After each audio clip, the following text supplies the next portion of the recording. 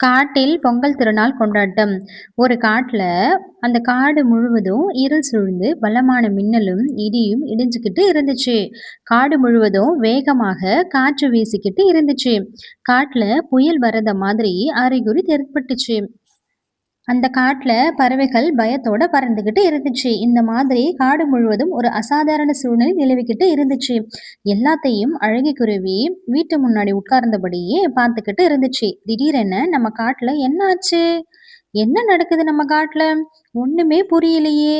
அப்படின்னு சொல்லிக்கிட்டு அழகிக்குருவி வீட்டுக்குள்ள போய் இருந்துச்சு. பசங்களா, நம்ம காட்டுல ஏதோ பயங்கரமான சூழ்நிலை நிலவிக்கிட்டு இருக்கு. நான் கிளி மாமாவோட வீட்டுக்கு போய் என்ன நடக்குதுன்னு கேட்டுட்டு வந்துடுறேன்ப்பா.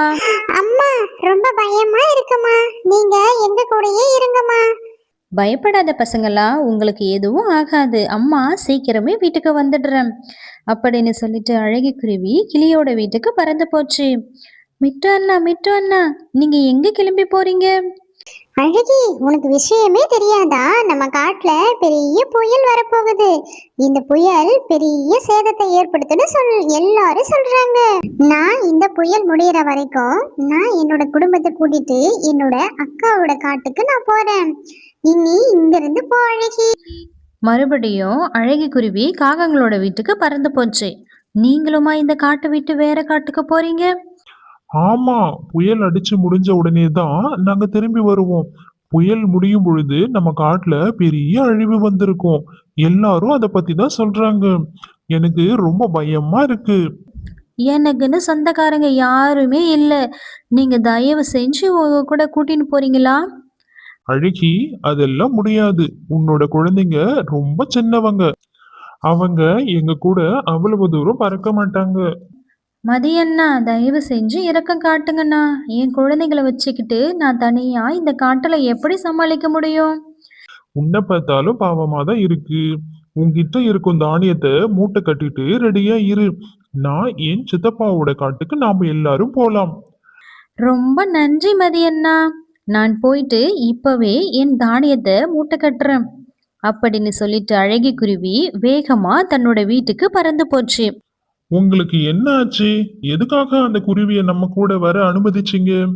காட்டுக்கு போகும்போது குழந்தைகள் கிட்ட இருக்கும் தானியத்தை எல்லாம் நம்ம சாப்பிட உதவியா இருக்கும் இல்லையா? அதுக்காக தான். காட்டுக்கு போய் அந்த குருவிகளை வேலை வாங்கிட்டு நம்ம நிம்மதியா இருக்கலாம். இப்படி ரெண்டு விஷயங்கள் இருக்குது அவங்கள வச்சு வேலை வாங்குறதுக்கு. நம்ம மதி மாமா கூட பக்கத்து காட்டுக்கு போறோம். சீக்கிரம் நம்ம சேமிச்சு வச்சிருந்த தானியத்தை எல்லாம் ஒரு மூட்டை கட்டி எடுத்து வைங்க. அம்மா, எல்லோரும் வேக வேகமா எங்கேயோ கிளம்பிட்டு இருக்காங்க. தாரா, சாரா, நம்ம காட்டுக்கு ஒரு பெரிய புயல் வரப்போகுதாம். அந்த புயல் நம்ம காட்டை ரொம்பவும் சேதப்படுத்த போகுதாம் அப்படின்னு எல்லாரும் பேசிக்கிறாங்க. அப்படின்னு பேசிக்கிட்டு அழகிக்குருவி சாரா தாராவோட தானியங்களை மூட்டையிலும் எடுத்துக்கிட்டு அவங்களையும் கூட்டிக்கிட்டு காகங்களோட வீட்டுக்கு பறந்து போச்சு. கொஞ்ச நேரத்திலேயே காக்கை குடும்பமும் குருவி குடும்பமும் பக்கத்து காட்டை நோக்கி பறக்க ஆரம்பிச்சாங்க. இந்த கடுமையான காட்டுல குழந்தைங்க ரொம்ப நேரமா பறந்துகிட்டு இருந்ததுனால அவங்களுக்கு ரொம்ப களைப்பாயிட்டாங்க.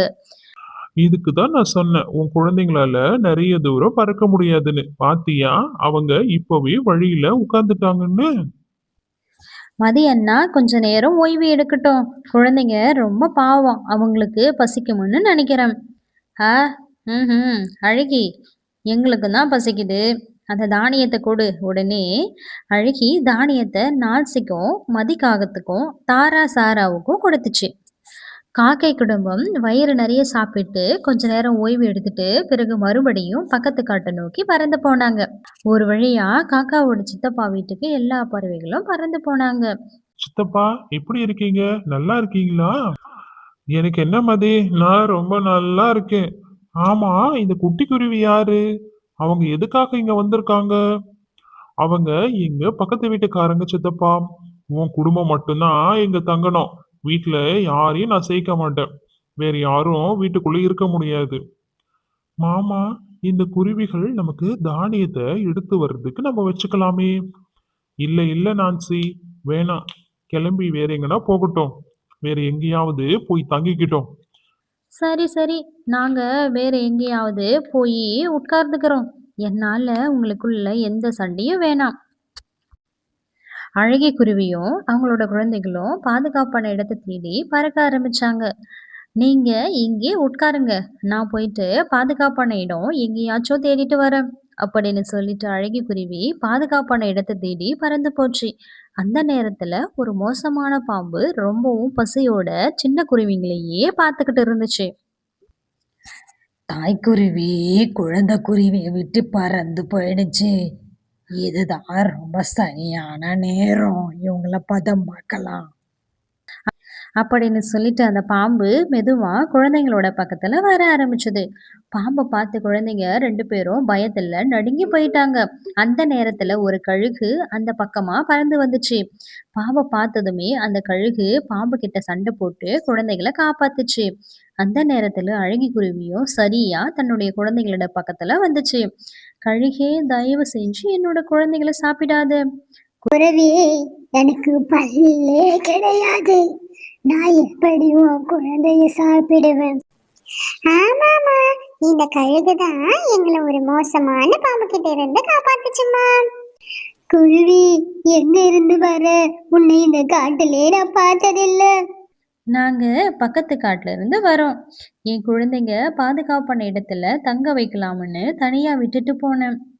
கவலைப்படாத குருவி, நீங்க என் வீட்டுல வந்து தங்கிக்கோங்க. நான் தனியா தான் இருக்கேன் அப்படின்னு சொன்ன கழுகு அழகி குருவியும் அதனோட குழந்தைங்களையும் கூட்டிக்கிட்டு தன்னோட வீட்டுக்கு பறந்து போச்சு. அப்படியே மறுநாள் பொழுது விடிஞ்சது. அழகி குருவி தூக்கத்திலிருந்து எழுந்தது. அந்த நேரத்துல தன்கிட்ட இருந்த குழந்தைகளையும் கழுகையும் காணோம். உடனே ரொம்பவும் பதட்டமாயி வீட்டுக்கு வெளியே வந்து பார்த்துச்சு.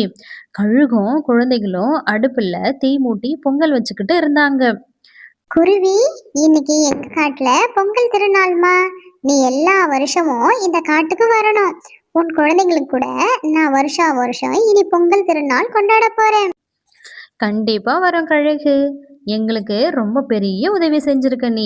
இத நாங்க எப்பவுமே மறக்க மாட்டோம் என்று சொல்லிக்கிட்டு அழகி குருவியும் கழுகும் இந்த பொங்கல் திருநாளை ரொம்பவும் சந்தோஷமா கொண்டாடினாங்க. உங்களுக்கும் பொங்கல் நல்வாழ்த்துக்கள். நீங்களும் வீடியோ பார்க்குறீங்க, ஆனா யாருமே வந்து சப்ஸ்கிரைப் பண்ண மாட்றீங்க. Please one subscribe.